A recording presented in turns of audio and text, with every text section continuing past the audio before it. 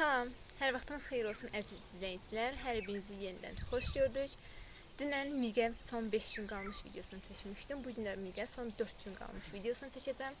Çalışacağam ki, bu 5 gün ərzində, artıq 4 gün qaldı. Bu 4 gün ərzində bütün günlərin videosunu çəkim. Bəlkə də deyəcəksiniz ki, sən bu qədər vaxtı hardan tapırsan, amma video seçmək mənə həvəs verir. Bilmirəm, yəni videoda dünən məsələn demişdim ki, sabah inşallah bu mövzuları oxuyacağam. Bu mövzuları bitirəcəm axşama. Və elə də elədim. Həmin mövzuları bitirdim ki, bugün burada danışım. Və yeni mövzularım var. İndi onlara deyəcəm ki, yeni onları axşam bitirim, sabah yeni bir video çəkim.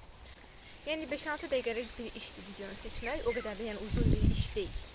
Deməli, dünən mən demişdim ki, məndə hansı mövzular qalıb. Dünənin mövzuları məndə Dədə Qorqudun boylarını bitirmək idi.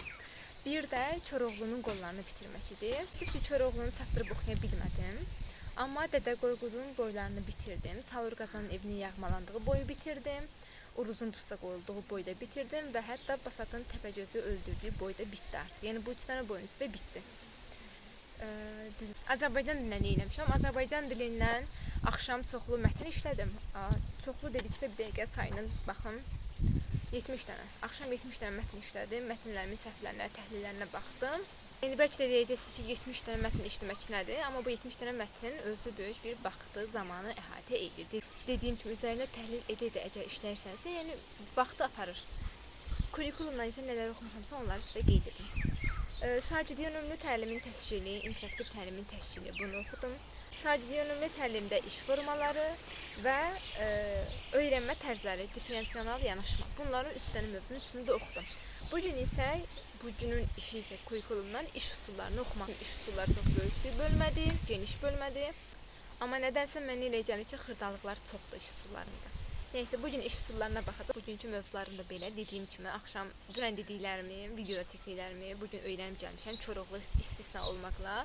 İnşallah ki, ədəbiyyatdan bugün Koroğlunu bitirəcəm. Azərbaycan dilindən yenə mətn işləyəcəm. Hətta bugün, onu demədim. Azərbaycan dilindən mən əməli yazı növlərini də bitirdim.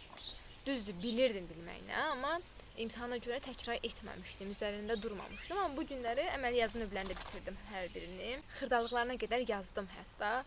Afişa, anons, reklam, arayış, ərizə, hesabat, məruzə, referat, elan, bildiriş. Nə bilim, yəni nə varsa hamısını yazdım yazmaq. Biz bir ki, əməli yazı növlərində də xırdalıqlar var. Məsələn, sual verə bilər ki, hansında tarix əvvəldə qeyd edilir. Biz bilirik ki, protokoldur, aktdır, arayışdır, bunlarda tarix əvvəldə verilir. Amma məsələn, digərlərində tarix sonda verilir.